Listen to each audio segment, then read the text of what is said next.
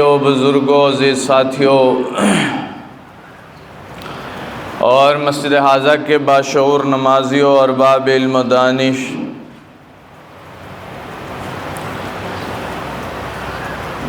آج 10 محرم الحرام ہے اور کائنات کے اندر 1400 سال قبل ایک ایسا حادثہ ہوا، ایسا ظلم اور جبر اور بربریت ہوئی کہ تاریخ اس کو بیان کرنے سے عاجز ہے اور تاریخ دان اس کو لکھنے سے قاصر ہیں۔ محمد الرسول اللہ صلی اللہ علیہ وسلم کا خاندان حضرت ابراہیم علیہ السلام سے لے کر آج تک اور قربانیوں کا پیکر رہا، جانیں دیتے رہے اور کبھی کسی ظالم کے سامنے، کبھی کسی جابر کے سامنے، کبھی کسی وڈیرے کے سامنے یا کسی حاکم کے سامنے سر نہیں جھکایا۔ کبھی یہ نہیں کہا کہ طاقت کے بل بوتے پر، کرسی کے بل بوتے پر اور طاقت اور نشے کے بل بوتے پر اور خاندان کے معیار پر کوئی آ کے اس خاندان کا سر جھکا جائے۔ کائنات میں ایسا کوئی تاریخ دان یہ بتا نہیں سکتا کہ محمد الرسول اللہ صلی اللہ علیہ وسلم کا خاندان کبھی حق سے روگردانی کر کے کسی باطل کے سامنے جھکا ہو۔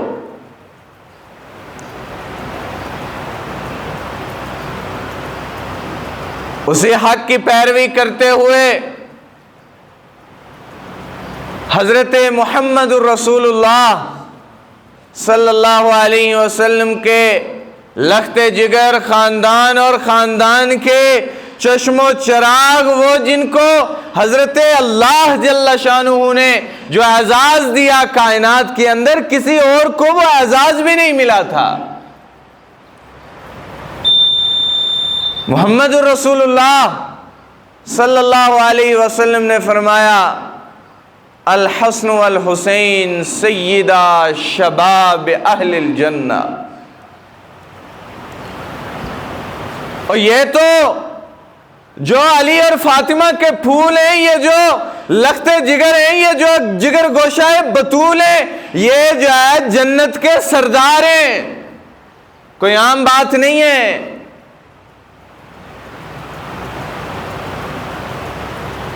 لیکن جس شجر کی یہ شاخیں، اس شجر کا تعارف ہمارے سامنے ہونا ضروری ہے۔ جو شجر ہے وہ محمد الرسول اللہ صلی اللہ علیہ وسلم ہے۔ کون محمد الرسول اللہ کہ جن کے بارے میں قرآن نے کہا، وَالنَّجْمِ إِذَا هَوَىٰ مَا ضَلَّ صَاحِبُكُمْ وَمَا غَوَىٰ وَمَا يَنطِقُ عَنِ الْهَوَىٰ إِنْ هُوَ إِلَّا وَحْيٌ يُوحَىٰ۔ کون سا شجر جس کے بارے میں قرآن نے فرمایا، یا ایھا المزمل قم اللیل الا قلیلا نصفہ او انقص منہ قلیلا او زد علیہ ورتل القرآن ترتیلا۔ کون سا شجر جس کے بارے میں قرآن نے فرمایا یا ایھا المدثر قم فانذر ربک فکبر۔ کون شجر جس کے بارے میں قرآن نے فرمایا، والضحیٰ واللیل اذا سجا ما ودعک ربک وما کلا۔ یہ قرآن کا ردم ہے، یہ قرآن کا نبی علیہ السلام کی شان میں قصیدہ ہے، یہ نعت ہے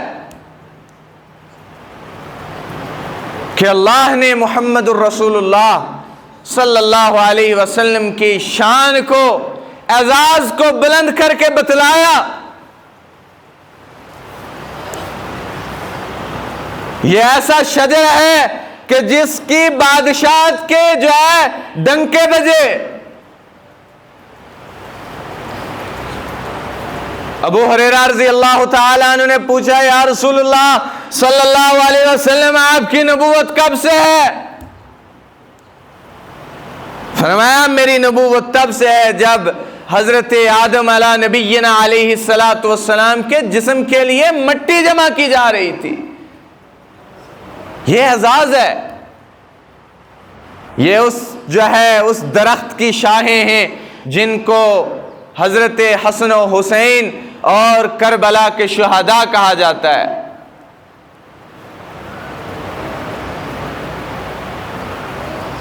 آج کے دن کا سانحہ کائنات یاد رکھتی ہے، بیان کرنے سے قاصر ہے، لکھنے سے قاصر ہے۔ خطیب اس تصور کو الفاظ میں بیان کوئی نہیں کر سکتا کہ کائنات کے اندر جس خاندان کے نام کی قرآن نے قسمیں کھائی، جن کو اہل البیت کہا، جو نبی کے گھر کے لوگ ہیں، جن کے نام کے ساتھ، جس گھر کے ساتھ دنیا کے اندر عزت و وقار ملتا ہے، اس خاندان کے ساتھ کیا کر دیا گیا؟ ذبح کر دیے گئے۔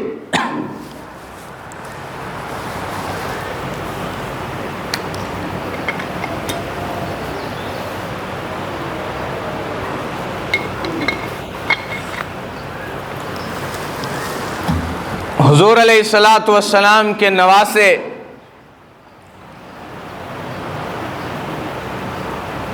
حضرت علی کے لختے جگر، حضرت بطول کے لاڈلے، اور کائنات میں سب سے زیادہ عزت و وقار پانے والے جب مدینہ منورہ میں ہیں، تو یہ جو سال محرم الحرام سے اسلام کی ابتدا کا ہے، یہ سال ہمیں قربانیوں کا نقشہ کھینچ کر بتلاتا ہے کہ پہلے محرم الحرام کو محراب رسول میں شہید ہونے والا اور جس کا جنازہ اٹھتا ہے، پہلی محرم الحرام سیدنا عمر بن خطاب ہیں، اور اسی شہادت کے سہرے کو سر پر سجاتے ہوئے اس سال کی ابتدا کی اور قربانیوں کی داستان کو لکھتے ہوئے گئے۔ اور اسی مہینے کی 10ویں تاریخ کو جو سانحہ اس دنیا کے اندر ہوا، جو 72 جانثاران رسول اور 72 اہل البیت کو ذبح کر دیا گیا، آج ان کو اگر دیکھا جائے تو یہ سال ہمیں بتلاتا ہے کہ اسلام کی ابتدا قربانی سے ہوا کرتی ہے۔ آؤ آپ کو بتلائیں حسین کون ہے، کہ نبی علیہ السلام نے فرمایا جو حسین کے ساتھ محبت کرے گا، حسن و حسین کے ساتھ، اس سے میں محمد محبت کرتا ہوں صلی اللہ علیہ وسلم، اور جنہوں نے ان کے ساتھ بغض کیا انہوں نے میرے ساتھ بغض کیا۔ کون حسین؟ نبی کا لاڈلا حسین، علی کا لختے جگر حسین، زینب کا جگر گوشہ حسین، اور کربلا کا شاہ حسین، میرا حسین، آپ کا حسین، کائنات کا ہر فرد کا حسین، دل حسین، جگر حسین۔ مدینہ منورہ میں بیٹھے ہوئے ہیں اور کوفہ سے خطوط آنا شروع ہوئے کہ جناب ہم یزید کی بیعت نہیں کریں گے، یزید کی حکومت ہے اور اس نے ہمیں ایسا تنگ کر کے رکھا ہوا ہے، نہ شریعت ہے، نہ دین ہے، نہ رحم ہے، نہ کچھ اور ہے، زیادتیاں ہو رہی ہیں۔ آپ کوفہ پہنچیں اور ہم اہل کوفہ آپ کے ہاتھ پر بیعت کرتے ہیں اور آپ کو اپنا امیر المومنین تسلیم کرتے۔ اور کوئی ایک یا دو خط نہیں بلکہ سینکڑوں خطوط آئے۔ حضرت حسین رضی اللہ تعالی عنہ نے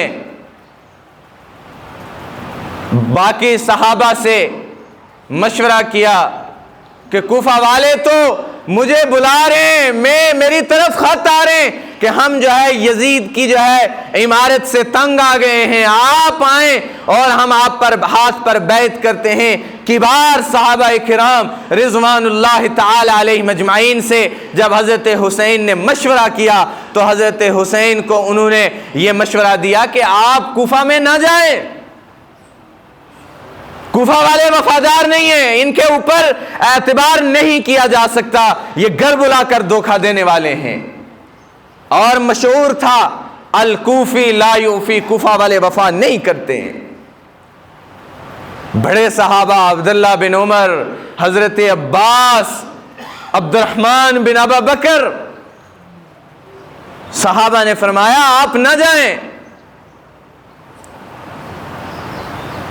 کوفہ والے وفا کے قابل نہیں ہیں، اعتبار کے قابل نہیں ہیں۔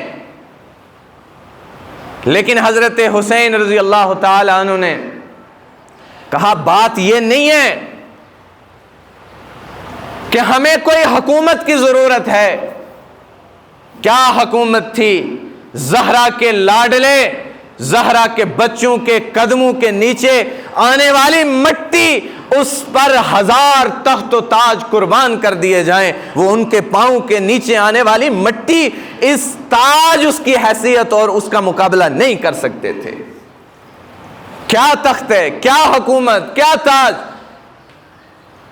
کوئی تخت و تاج ان کے قدموں میں آنے والی مٹی کا مقابلہ نہیں کر سکتے تھے۔ لیکن انہوں نے جو بات کہی وہ بات یہ تھی کہ اگر کل قیامت کے دن خدا کے سامنے یہ لوگ کھڑے ہو گئے اور انہوں نے یہ کہا کہ ہم نے حسین کو یہ خطوط لکھے تھے کہ ہم ایک ظالم اور جابر کی حکومت سے تنگ آئے تھے اور ہم نے آپ کو بلایا تھا تاکہ آپ آئیں اور آ کر جو ہے حکومت کو سنبھالیں، اگر میں نہ گیا تو رب کے سامنے کیا جواب دوں گا؟ لیکن صحابہ کرام میں سے کوئی شخص راضی نہیں تھا۔ ایک مرتبہ حضرت عبداللہ بن عمر رضی اللہ تعالی عنہ حرم مکی کے اندر بیٹھے ہوئے تھے اور ایک کوفہ کا آدمی آیا اور اس نے آ کر مسئلہ پوچھا کہ حضرت میرے اوپر ایک مچھر آ کر بیٹھا، میں نے اس مچھر کو مار دیا، یہ دیکھیں اس کا خون میرے احرام کے ساتھ بھی ہے اور میرے جسم کے ساتھ بھی ہے، کیا میرے جو ہے اوپر دم نافذ ہو گیا ہے؟ تو حضرت عمر نے اس کو حضرت عبداللہ بن عمر نے اس کو غور سے دیکھا اور کہنے لگے تو کہاں کا رہنے والا ہے؟ فرمایا میں کوفہ کا ہوں۔ حضرت عبداللہ بن عمر نے کہا اس کو کان سے پکڑ کر باہر نکالو، حضرت حسین کے خون کو کھا گئے ہیں اور حرم میں آ کر ہم سے مچھر کے خون کے بارے میں فتوے پوچھتے۔ آپ نے حسین کا خون بے دردی کے ساتھ کوفہ کے اندر بہا دیا، آپ نے گھر بلا کر شہید کر دیا، آپ نے ان کی جو ہے گردنوں کو ذبح کر دیا، ان کے دھڑوں سے سر لگ کر دیا، اور آج آپ آ کر ہم سے جو ہے مسئلے پوچھتے ہیں کیا ہو گیا؟ مچھر کو مار دیا، موذی جانور ہے، سانپ بچھو احرام کے حالت میں اگر آ گیا تو کیا انسان سانپ کے آگے ہاتھ جوڑ کر بیٹھ جائے گا؟ جناب میں احرام کے حالت میں آؤ مجھے ڈس لو۔ فرمایا تمہارے اوپر اعتبار نہیں کیا جا سکتا۔ یہ کوفی ہیں۔ چنانچہ صحابہ کرام رضوان اللہ تعالی علیہ مجمعین نے مشورہ دیا کہ آپ پہلے کوفہ نہ جائیں، آپ اپنا قاصد بھیجیں اور ذرا قدرے وہاں کے حالات کو دیکھ لیں کہ کوفہ والوں کا کیا مزاج ہے۔ تو حضرت حسین رضی اللہ تعالی عنہ نے اپنے جانشین حضرت مسلم ابن عقیل رضی اللہ رحمت اللہ علیہ کو تیار کیا کہ آپ کوفہ جائیں اور وہاں کے حالات و احوال بتلائیں، اور تاکہ ہم کو اس بات کا پتہ چلے کہ کوفہ والے کیا کرنا چاہتے ہیں۔ چنانچہ حضرت مسلم ابن عقیل تیار ہوئے اور ان کے ساتھ ان کے 2 چھوٹے چھوٹے بچے تیار ہوئے اور انہوں نے مکہ سے کوفہ کا سفر کیا اور کوفہ جا کر پہنچتے ہیں۔ جب حضرت مسلم ابن عقیل کوفہ پہنچتے ہیں تو کوفہ کے لوگ ایسے استقبال کے لیے باہر نکلے کہ جیسے آج لگ رہا تھا کہ انہوں نے سب نے یزید کی بیعت کو توڑ دیا ہے، یہ یزید کو آج کے بعد اپنا امیر المؤمنین نہیں مانیں گے۔ چنانچہ نماز حضرت مسلم ابن عقیل کی قیادت میں پڑھی گئی، اور اس کے بعد حضرت مسلم بن عقیل کے ہاتھ پر بیعت کی۔ جب یہ تمام منظر حضرت مسلم ابن عقیل نے دیکھا تو انہوں نے ایک خط لکھا، جو خط تیز رفتار جو ہے سواری پر ایک قاصد کے ہاتھ مدینہ منورہ حضرت حسین کی طرف بھیجا کہ کوفہ والے سارے کے سارے مخلص ہیں، انہوں نے ہمارے ہاتھ پر بیعت کر لی ہے، آپ ان پر اعتبار کر سکتے ہیں، آپ جو ہے تشریف لے آئیں اور آ کر کوفہ کے اندر اپنی حکومت کو سنبھالیں۔ اس سے پہلے یزید جب تخت پر بیٹھا تو اس نے بہت کوشش کی کہ ارباب حل و عقد، جو مدینہ اور مکہ کے بڑے ارباب تھے، جو صحابہ تھے، جو مقدس ہستیاں تھیں، کہ ان کو دباؤ ڈال کر میں اپنے ہاتھ پر بیعت کروا لوں، لیکن ان لوگوں نے بیعت نہیں کی۔ چنانچہ یہ فضا پھیلی کہ مسلم بن عقیل کے ہاتھ پر جو ہے تمام لوگوں نے بیعت کر لی ہے۔ یہ چیز یزید کو پتہ چلی، اس نے کہا اگر یہ بات ہو گئی تو ہماری تو حکومت کا تختہ پلٹ جائے گا۔ چنانچہ اس نے جو ہے کوفہ کے گورنر کو بدلا، جو بدترین قسم کا ظالم اور جابر انسان تھا، جس کا نام ابن زیاد تھا۔ تاریخ میں سب سے بڑا ظالم اور جابر تھا، نہ بچوں پر، نہ بوڑھوں پر، نہ صحابہ پر، نہ اہل بیت پر، کسی پر اس نے جو ہے رحم نہیں کیا۔ چنانچہ گورنر کی جو ہے تبدیلی ہوئی، عہدے بدلے، اور جیسے ہی ابن زیاد کوفہ میں پہنچا تو کوفہ میں پہنچ کر اس نے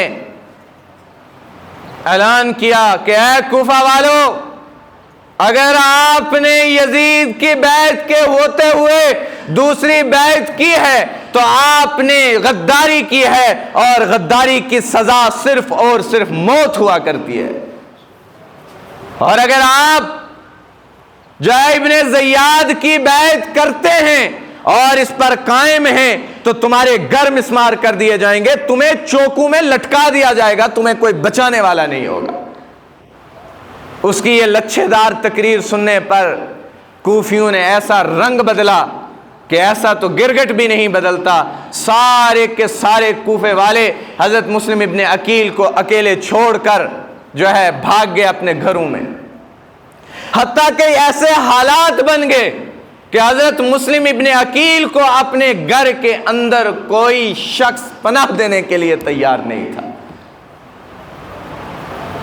ایک خیر خواہ اٹھا جس کا نام ہادی ابن عروہ تھا، اس نے کہا کچھ بھی ہو جائے قاصد تو نواسہ رسول کا ہے، ہم اس کو پناہ دیں گے۔ لیکن ابن زیاد کو جب یہ پتہ چلا کہ یہاں کوفہ کے اندر ہادی ابن عروہ نے مسلم ابن عقیل اور اس کے بچوں کو پناہ دی ہے، اس ظالم نے جا کر وہاں سے مسلم ابن عقیل کو بھی نکالا، اور نکال کر حضرت مسلم ابن عقیل، ہادی ابن عروہ اور مسلم ابن عقیل رحمہ اللہ کے دونوں بچوں کو شہید کیا، اور لاشیں پھینک دی، اور کہا جو کوئی حسین کا ساتھ دے گا اس کے ساتھ یہ معاملہ کیا جائے گا۔ چنانچہ خط ملنے کے بعد حضرت حسین رضی اللہ تعالیٰ عنہ نے اپنا سفر کوچ کیا، چونکہ خط میں یہ تھا کہ یہاں تو امن ہے، یہ سارے آپ کے ہاتھ پر بیعت کر رہے ہیں۔ تو حضرت حسین نے یہ سمجھا کہ چونکہ ہم سب وہاں جا رہے ہیں، خاندان جائے گا، بیوی بچے جائیں گے، سب جائیں گے اور وہاں آرام سے رہیں گے، اہل البیت کے جو ہے سارے لوگ اور 72 جانثاروں نے قافلہ تیار کیا اور مدینۃ المنورہ سے کوفہ کی جانب کوچ کرنا شروع کیا۔ چنانچہ راستے میں قاصد ملا اور خبر یہ ملی کہ کوفہ والوں نے غداری کر دی، بے وفائی کر دی اور مسلم ابن عقیل اور ان کے بچوں کو شہید کر دیا۔ اور کربلا کے سب سے پہلے شہید یہ 4 لوگ ہیں۔ کرب و بلا کے پہلے شہید جنہوں نے شہادت کو اپنے گلے کے ساتھ لگایا، اور یہ شہادت آج سے نہیں تھی بلکہ ابو بکر کے زمانے سے چلی آ رہی تھی۔ محمد الرسول اللہ صلی اللہ علیہ وسلم سے ابتدا ہوئی، محمد الرسول اللہ شہید ہوئے، زہر کے اثرات کی بنا پر انتقال ہوتا ہے، دنیا سے شہید ہوتے ہیں، اور جانشین رسول حضرت عمر بن خطاب مصلی پر شہید ہوتے ہیں، عثمان غنی قرآن کے ساتھ لپٹے شہید ہوتے ہیں، علی المرتضی مسجد میں شہید ہوتے ہیں، حسن زہر کی وجہ سے شہید ہوتے ہیں، اور حسین جو ہے اپنی گردن کٹا کر شہید ہوتے ہیں، اور یہ پیغام دے کر چلے جاتے ہیں کہ ہم نے جانے تو دی محمد الرسول اللہ صلی اللہ علیہ وسلم کے دین پر آنچ نہیں آنے دی۔ کون مائی کا لال یہ بتلا سکتا ہے کہ ایسی قربانیاں کسی ایک گھر کے فرد نے دی ہوں؟ چنانچہ حضرت حسین کو جب یہ خبر ملی رضی اللہ تعالی عنہ، تو انہوں نے سارے لوگوں کو جمع کیا اور مغرب کی نماز پڑھ کر خطبہ دیا، کہا اے میرے ساتھ کے لوگوں، ہم جوش و ولولے کے ساتھ وہاں سے آئے تھے اور جو سوچ کر آئے تھے ایسا کچھ بھی نہیں ہے، ہمارے بھائی مسلم ابن عقیل کو شہید کر دیا گیا اور کوفے والوں نے تو بے وفائی کر ڈالی۔ چنانچہ تمہیں اختیار ہے کہ جو جانا چاہتے ہیں چلے جائیں، میں تو یہاں سے واپس نہیں جا سکتا، اس لیے کہ میرے نانا نے خواب دیکھی تھی اور مجھے بتلایا تھا وہ ایسی لال دھرتی ہے خون والی جہاں میرے بچوں کا خون بہایا جائے گا، مجھے تو شہید ہونا ہے، میں یہاں سے واپس نہیں جاؤں گا۔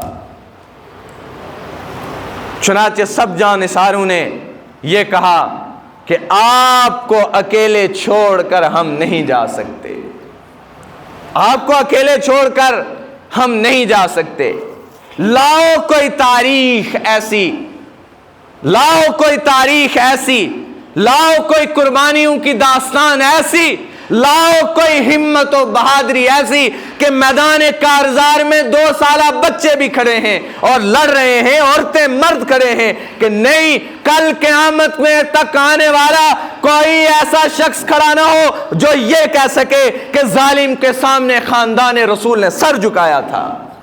کوئی مائی کا لال یہ بات نہیں بتلا سکتا۔ چنانچہ قافلہ شروع ہوا اور نہر فرات کے پاس ابن زیاد کی فوجوں نے آ کر محاصرات تنگ کیے اور ان لوگوں کے اوپر پانی نہر فرات کا بند کر دیا گیا۔ آج کوئی پانی نہیں پی سکتا، اور یاد رکھو یہ جو سبق تھا پیاسے رہنے کا حضرت حسین نے اپنے چاچا عثمان غنی کے گھر سے سیکھا تھا، اس لیے کہ ان کے چاچا حضرت عثمان غنی 40 دن پیاسے بلکتے ہوئے شہید ہوئے۔ کون ہے ایسا جو تاریخ لائے، جو حقیقت لائے؟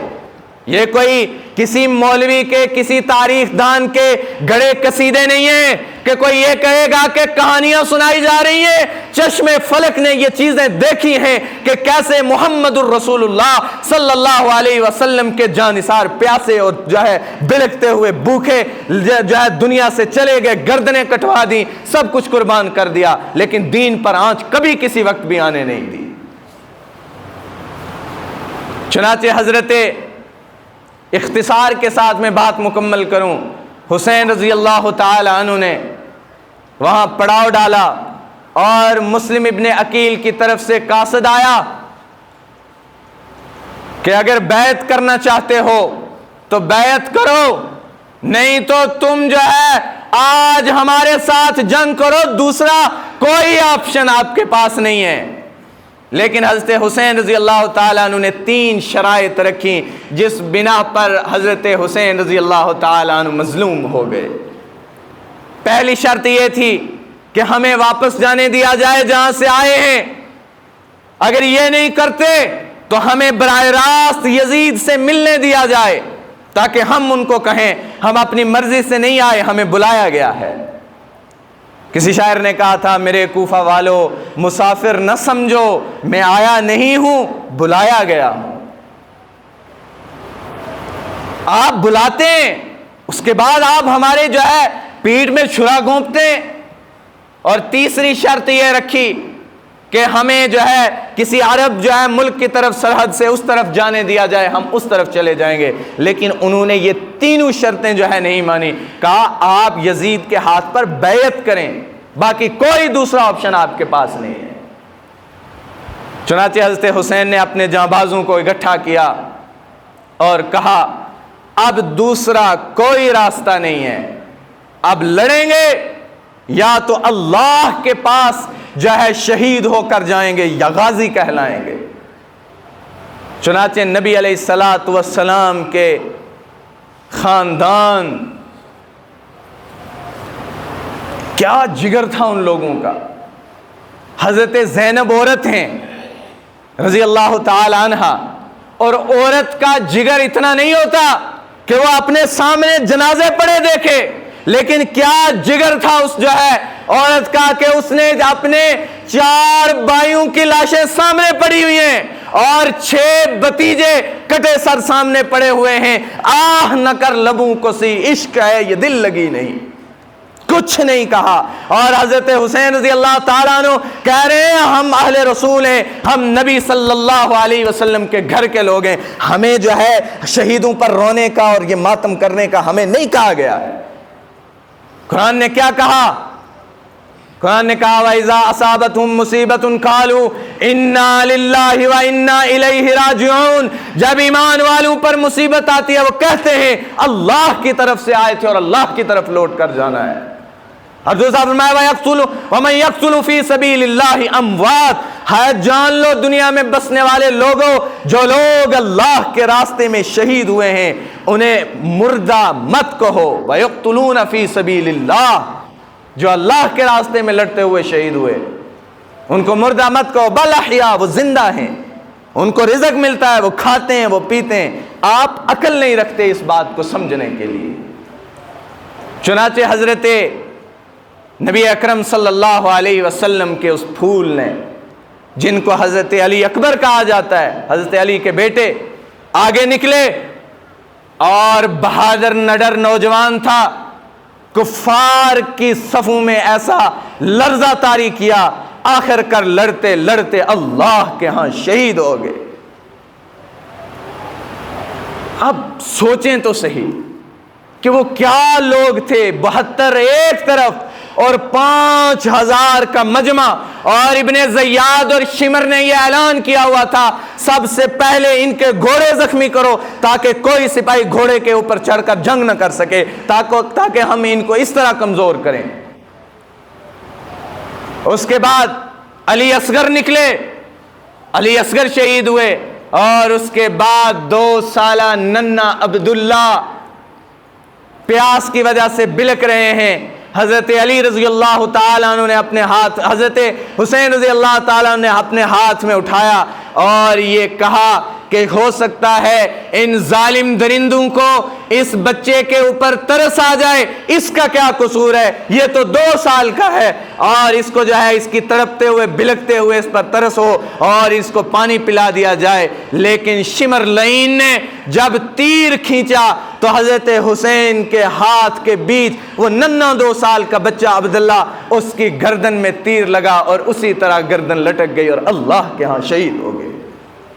حدیث مبارکہ میں آیا جب عبداللہ کو تیر لگا تو جب خون کا فوارہ چھوٹا تو حضرت علی نے اپنے ہاتھوں میں اس خون کو اٹھایا اور آسمان کی طرف اس جو ہے خون کو ایسے بلند کیا اور کہا اللہ اگر آپ ان قربانیوں کے ساتھ ہم سے راضی ہیں تو ہم یہ قربانیاں دے چھوڑیں گے. چنانچہ حضرت عباس باقی بچے تھے اور اہل رسول کے عورتیں تھیں. ہائے ان ظالموں نے ان کی بھی حیا نہیں کی کہ جن کی حیا اللہ کے فرشتے آسمان سے کرتے تھے. خیموں کو آگ لگائی، صحابہ کو، اہل بیت کو اس طرح جو ہے اس طرح حضرت زینب کا وہ قصیدہ یاد آتا ہے کہ آج جو ہے حسین کے جو ہے بارات کو دیکھو کہ آج گردنیں تو کٹی ہوئی ہیں، آج بے گور لاشیں پڑی ہوئی ہیں، کفن کے بغیر پڑی ہوئی ہیں۔ ان ظالموں کو حیا تک نہ آئی کہ ان کے اوپر کوئی تو کپڑا ڈال دیا جائے۔ کسی بھی اہل بیت کی گردن سلامت نہیں تھی، سب کی گردنیں الگ کی ہوئی تھی۔ اور یہ حکم تھا ابن زیاد کا، شمر کا، یزید کا۔ لوگ دفاع کرتے ہیں یزید کا، کہتے ہیں کہ یزید نے شہید کرنے کے لیے نہیں کہا تھا۔ میں یہ بات کہتا ہوں، جھوٹ بولتے ہیں کذاب۔ اگر یزید نے جو ہے شہید کرنے کا حکم نہیں دیا تھا تو جو ہے کوفہ کا گورنر ابن زیاد کیوں لگایا؟ گورنر تو حکومت کے تابع ہوا کرتا ہے، ہماری ریاست کا وزیر اعلیٰ سینٹر کے تابع ہے، جو حکم سینٹر کی حکومت کرے گی اس پر عمل کرنا ضروری ہے۔ یہی تھا کہ کوفہ کے گورنر کو یزید کی بات ماننی تھی۔